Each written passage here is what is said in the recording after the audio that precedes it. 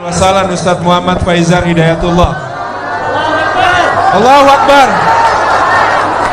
Yang macam-macam akan diruqyah.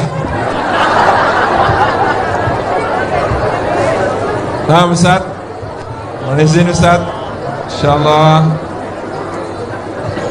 Ustadz, salamannya sama saya nanti aja Ustadz. Sepertinya antum habis meruqyah soalnya. Takut ada yang masih katut.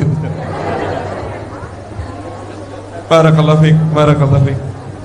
Mohon izin kepada Ustadz Adi Hidayat yang sudah hadir. Terima kasih Ustadz.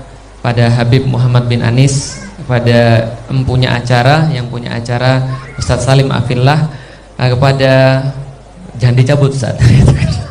Kepada Ustadz Umar Mita, kepada Ustadz Hanan Ataki, kepada Kang Mas Roni, dan juga Ustadz Lukman, dan yang paling kiri Hokage. Masya Allah, Hokage keberapa?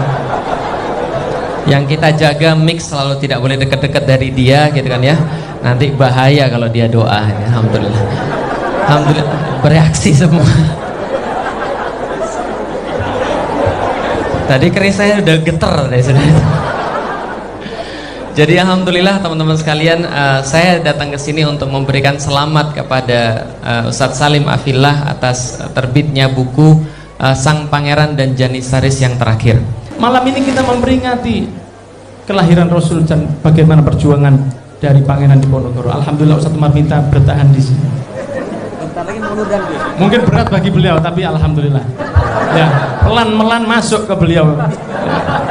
Hadirin yang dirahmati oleh Allah.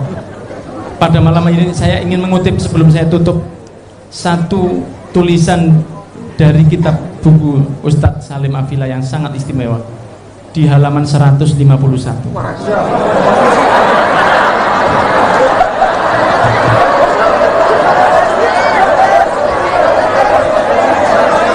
Sabar dulu, sabar. Kalau Ustadz Hidayat kan biasa begitu. Dekat beliau ini nular ilmunya insya Allah. Amin ya Rabbal. Dekat beliau niru senangnya dengan Al-Quran insya Allah. Dekat beliau senang untuk ibadah insya Allah. Amin. Di bagian ke-10, kisah itu di Mekah 14 April 1803.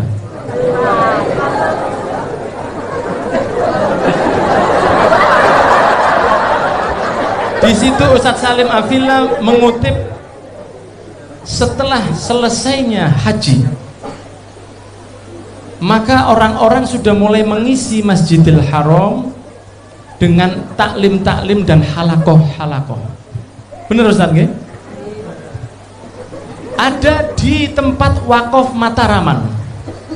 Wakaf Mataraman ini adalah satu tempat yang dibangun oleh Sultan Hamengkubuwono yang ke-1 pada tahun 1788, 25 tahun sebelum kejadian di 14 April 1803. Dikisahkan di dalam buku itu bahwa Wakaf Mataraman itu semakin ramai dengan adanya seorang alim, dengan beberapa ulama dan santri Ashabul Jawin yang memenuhi Wakaf Mataraman.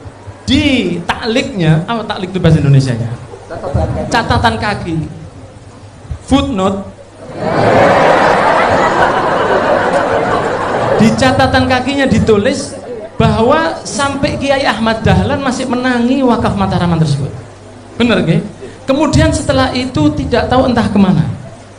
Dan insya Allah Wakaf Mataraman itu semoga bisa turun di Masjid Jogokarya. Bismillahirrahmanirrahim. Bismillahirrahmanirrahim. Berdiri lihat Habib ini agak tenang gitu ya. Lihat Ustadz Adi Hidayat agak tegang saya. Lihat Ustadz Umar Mita bahagia lagi gitu ya. Ada kawan gitu.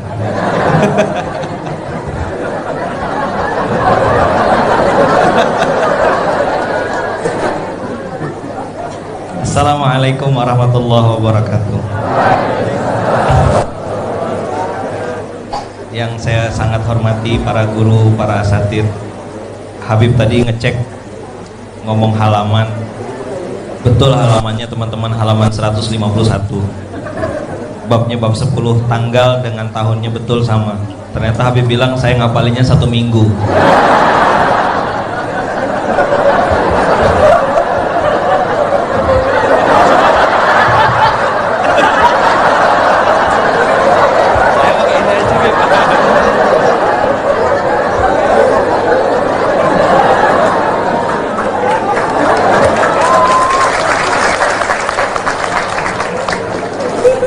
Ngelihat Habib saja sudah senang, bagaimana ngelihat kakeknya.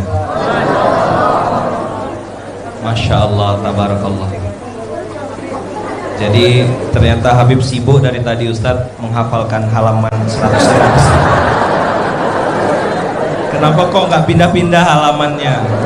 Rupanya menghafalkan footnote sampai di foto. Nanti jangan lupa dikirim Bib ya.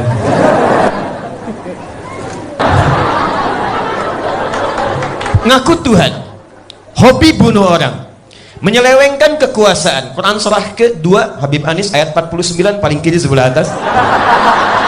Tadi Ustadz Felix menyebutkan Profesor Ahmad Mansur Suryanegara.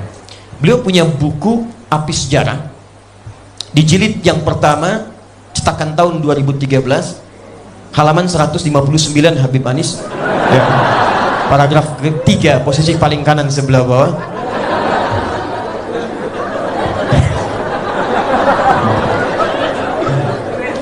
Ini saya sangat menyayangi Habib Muhammad bin Anis ya. Masya Allah. Anis dari kata al-ins, saya pernah sampaikan saat di Jakarta, dari kata anuzah, akarnya al-ins, disebutkan 18 kali dalam Al-Quran. Artinya sosok yang lembut, ramah, tampak, dan selalu disandingkan dengan jin dalam Al-Quran.